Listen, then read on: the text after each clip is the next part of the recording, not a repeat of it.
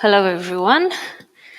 Thank you very much for introducing me, and thanks Gediminas for making this event work. Okay, so I have the pleasure to discuss the subject we've been working on for a couple of years. I will tell you with whom in a moment. It's about light interactions with polar quantum systems. And as maybe mentioned, maybe not, I came here from a town in Poland. It's called Toruń. Toruń is a small town, lots of red brick, Gothic, very pretty. You may have a few reasons to come. I will say that at the end of my talk.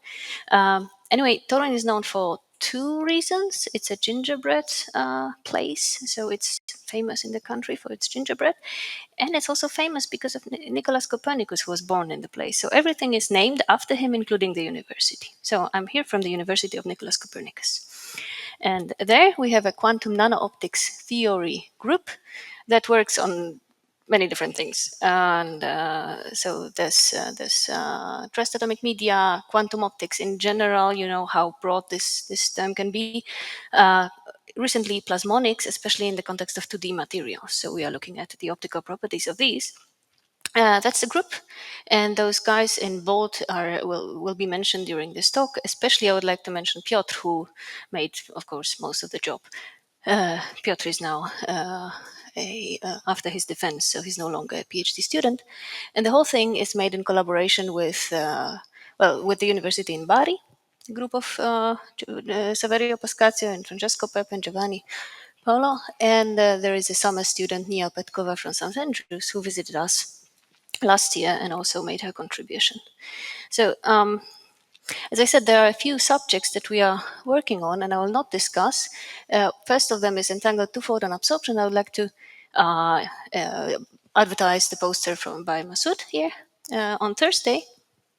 And we also, as I said, look at optical properties of 2D materials or fake material, quasi-material structures made of photonic nanostructures. And as everyone now, we are using AI for some of these applications. So there are positions. If you're interested, contact me, please. Today, it's all about polar quantum systems. So polar systems are those that sustain permanent dipole moment. Yeah. So the elements of the dipole operator will be non-zero. The permanent elements. I'll explain you what it means. So basically, if the system is polar, it means that the center of mass for the negative electrons, negative charge, is different than the center of mass for the positive charge, right? So there's a displacement between them. So there's some net dipole moment in the ground or in the excited state. So this means the wave functions are also not necessarily symmetric for this system. They are not neither even nor odd. They are both contributions. So here we show for a single electron system that it means that you may have elements of the dipole moment operator that are non-zero even in the eigenstates. Yeah. Normally, for symmetric systems, you need to take if you only have an even function or only an odd function, this would be zero. For a non-symmetric system, this can be non-zero, and that's going to be very important for the whole discussion today.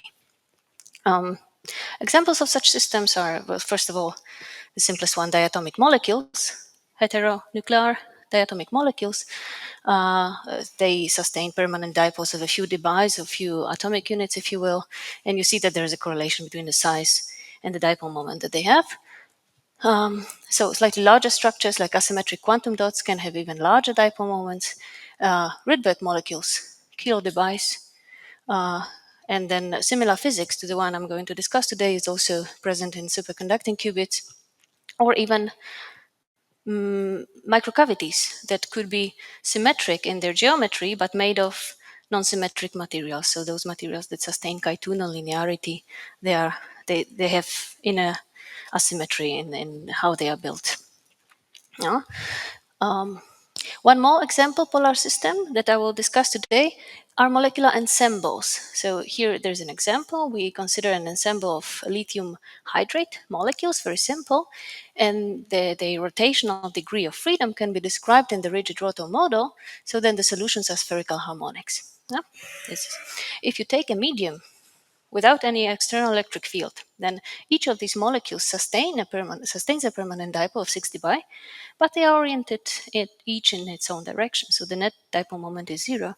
But if you apply an external electric field, then, well, you orient them, you mix the eigenstates, if you will, you can solve this Stark Hamiltonian, and what you find then is that there is, of course, an energy shift in the eigenstates. So these spherical harmonics mix, therefore the energy shifts, but also the dipole moment for these eigenstates is zero. Without the field, they acquire a certain permanent dipole moment. So you can say tune your field such that the difference is largest. Now, and here there's a visualization of how these eigenstates look like in electric field as it grows. Okay, one more basic fact before we start really talking about what I want to tell you is a very simple fact. Actually, you all know it. If you have an electric dipole that oscillates, it generates electromagnetic field. And it generates electromagnetic field at the frequency at which you drive it, at which it oscillates.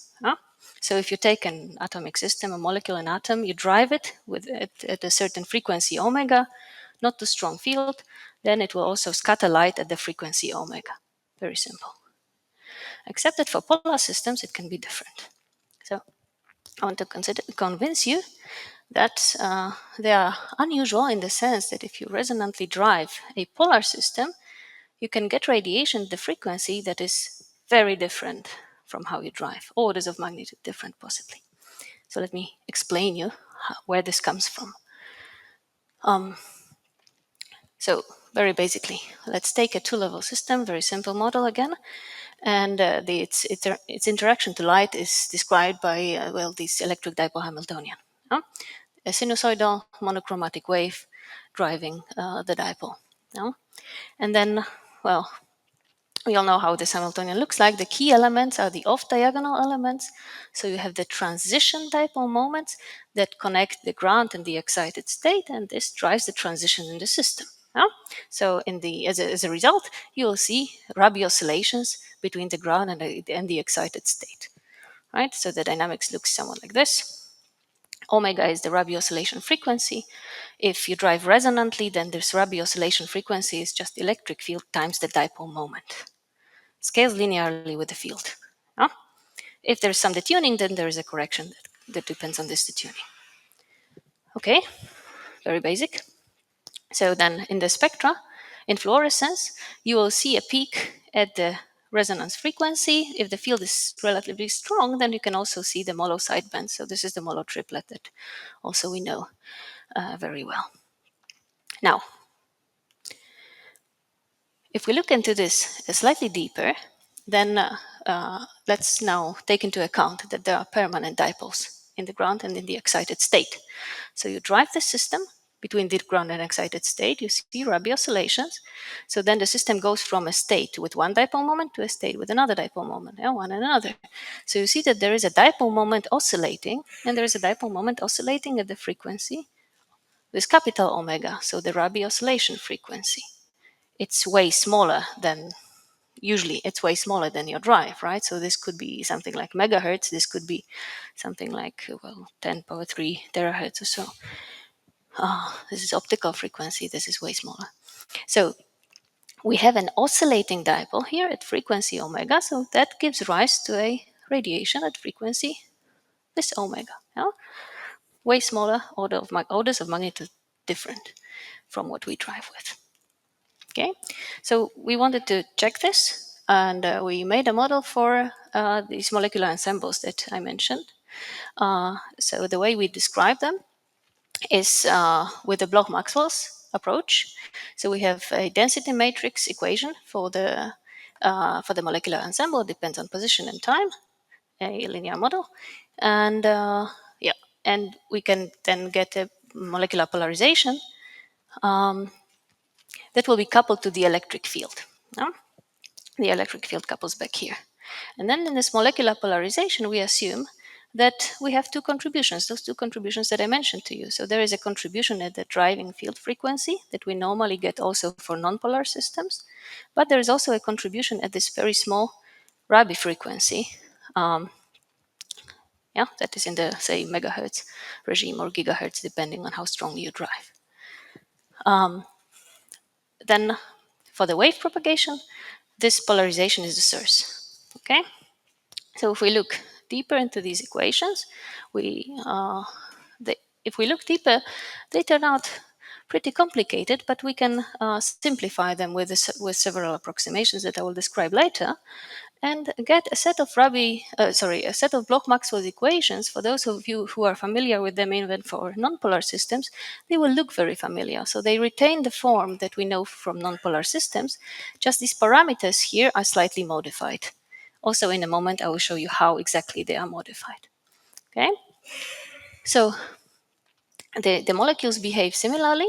However, for the field, we can get the equation that describes the signal at the small frequency, at this Rabi oscillation frequency, and this signal is mostly driven again by the permanent dipoles as a source of the field. And then there are corrections that come from some transition dipoles. This is less important, they are very small. Okay, so indeed, the permanent dipole drives the signal and is a source for the signal at this small frequency. We make the simulation, yeah, for this lithium hydrate system, and indeed we find that upon a drive, whose envelope you see here, there is a signal generated proportionally to how strongly we drive. Yeah? So this is in time. This is a snapshot. The grayish rectangle is just a sample, and you see you have slightly co-oriented molecules. You illuminate them, and then you find that there is a signal being generated, mostly to the right-hand side because it's coherent. Some of it goes to the left due to some decoherence relaxation effects that we find. Yeah? So the effect confirms. So our expectation from these hand waving arguments are confirmed by slightly more rigorous calculations. This I will skip. So indeed, we find this phenomenon of emitting light at a very different frequency. That's just the first unusual property that I wanted to mention.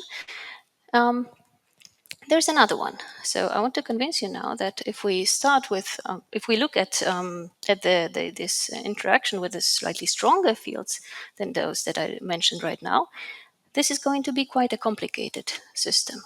But we can describe the whole interaction with a single parameter, or to a good approximation, a single parameter. There's going to be a single interaction strength for light and matter, despite this many dipole moments that this simple system sustains. Now, let me show you. We come back to the slide that we have already seen. But now, let's take a closer look at these permanent diagonal elements of our Hamiltonian. When we study, like quantum mechanics 1, they tell us that these diagonal elements, they are not important. Yeah, this is just a shift in energies. The thing is, this is a shift in energies that depends on time. So your eigenstates will now fluctuate quite quickly, yeah, sinusoidally, and the amplitude of this movement is different from the ground state and for the excited state. So it's not a trivial shift at all. So we can interpret it in this way here. Yeah, we have some detuning always. We illuminate at a certain frequency, so we always have a detuning. So instead of this nice oscillation, we'll see something that has wiggles. The wiggles are there because we modulate the detuning.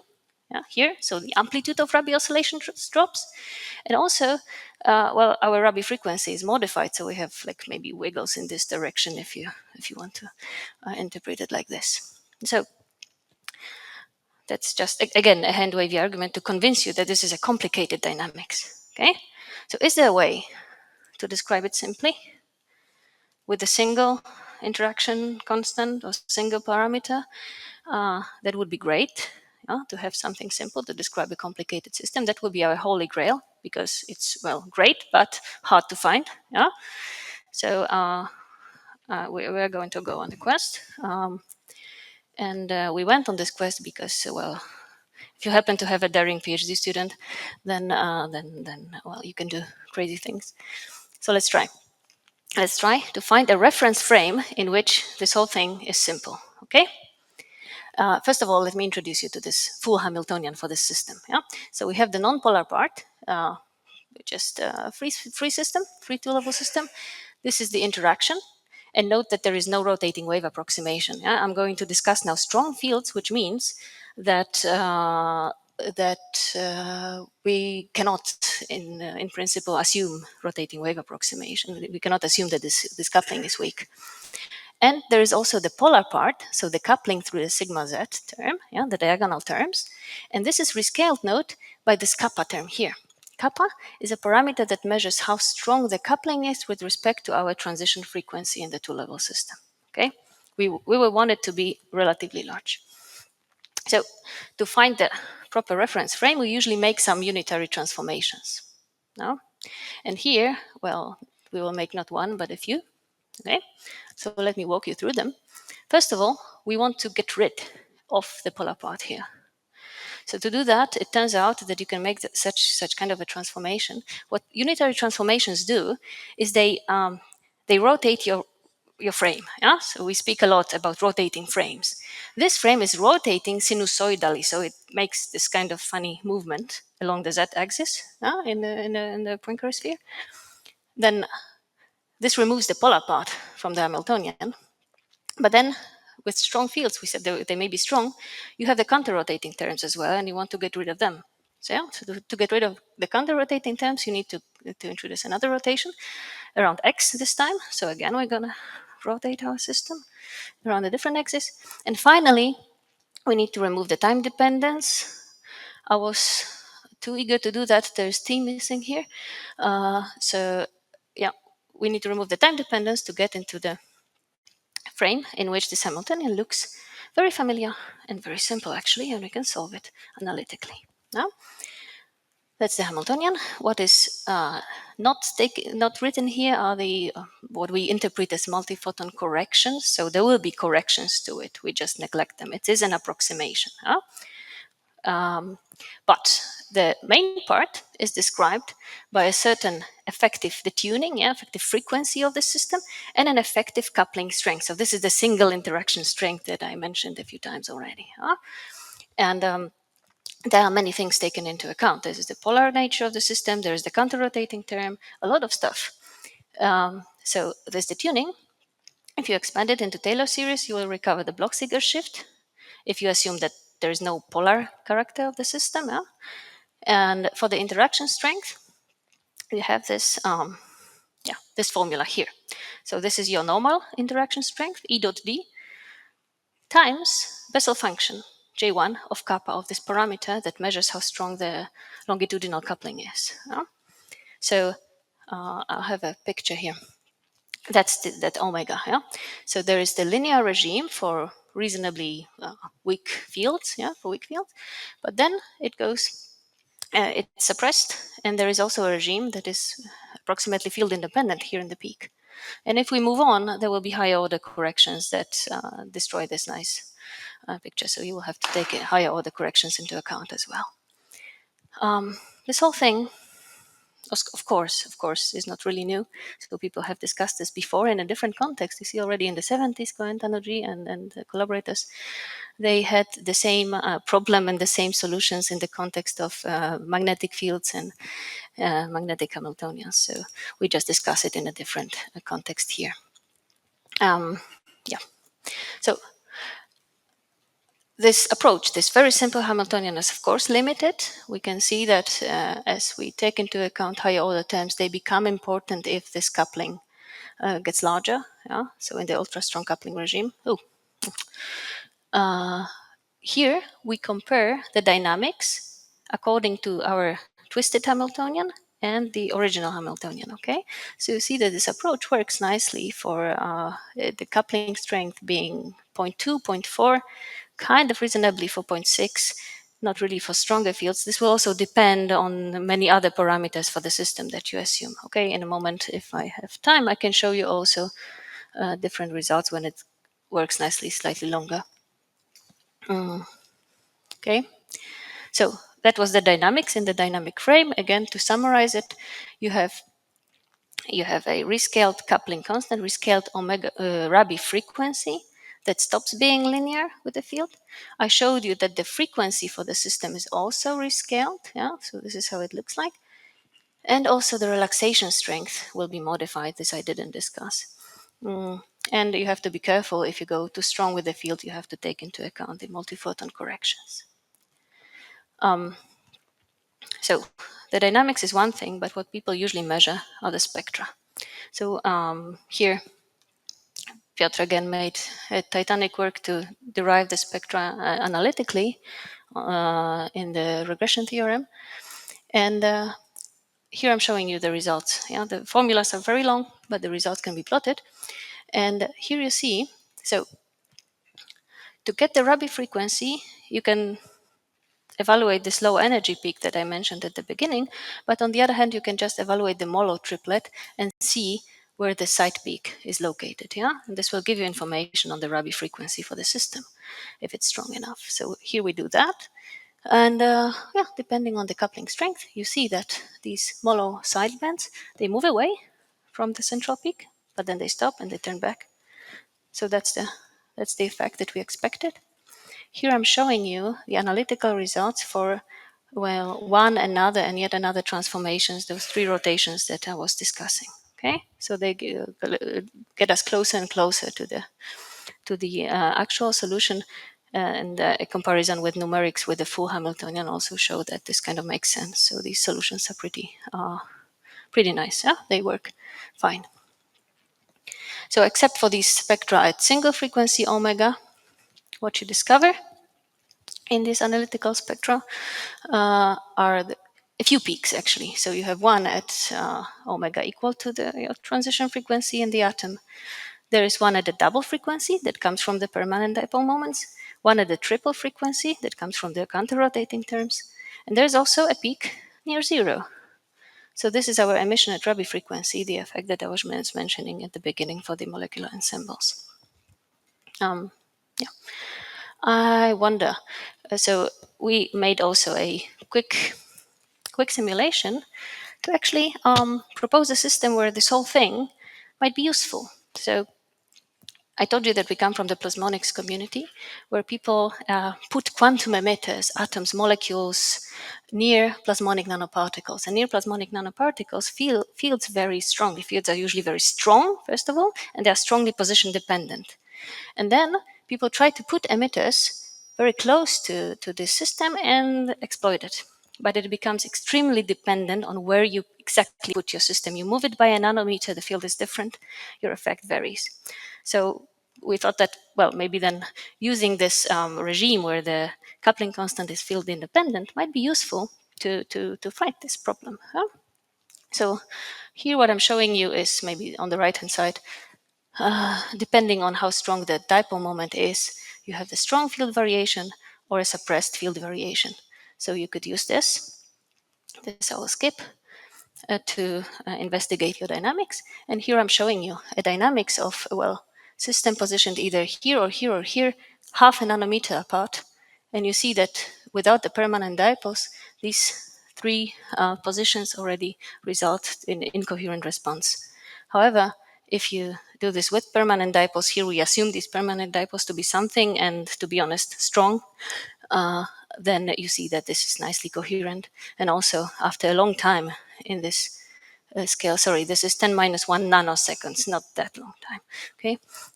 But relatively long time, you see that it remains nicely coherent. And the red line here is the full Hamiltonian, so a slight phase shift we notice. We seem to understand why it's there. So,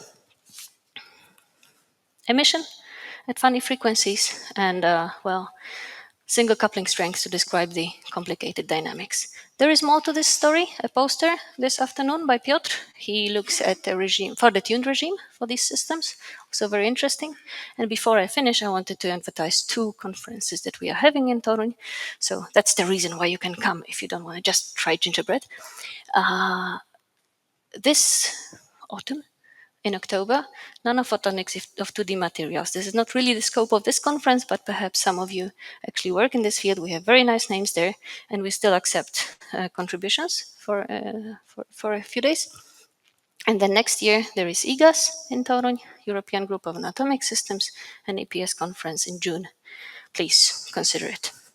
Thank you very much.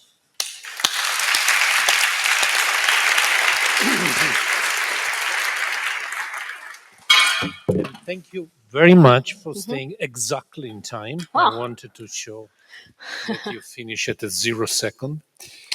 And we have time for questions. There. Sorry.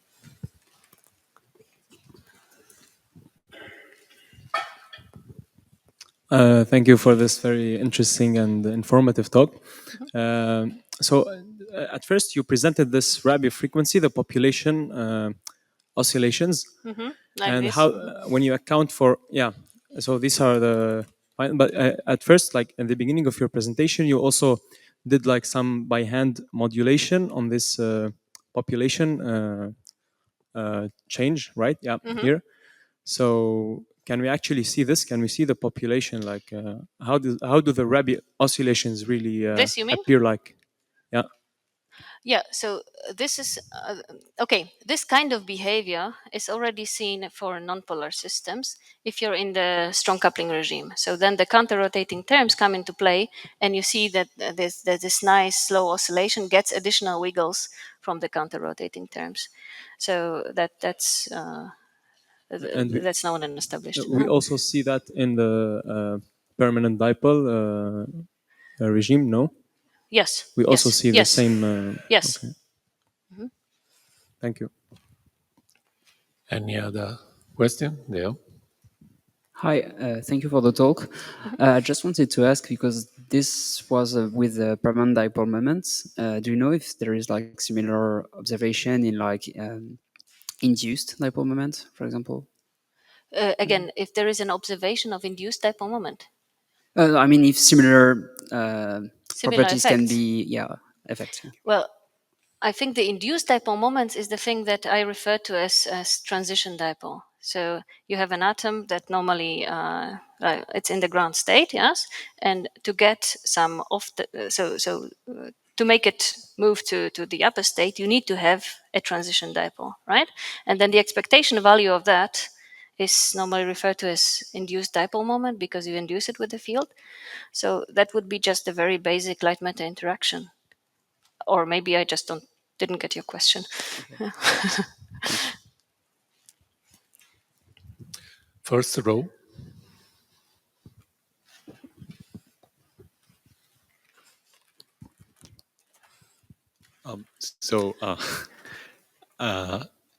When you, I think, like in a fluxonium system, for example, when we slightly like go off from a sweet spot, then it becomes has a permanent dipole moment, and it requires actually a quite strong Rabi frequency compared to the transition frequency.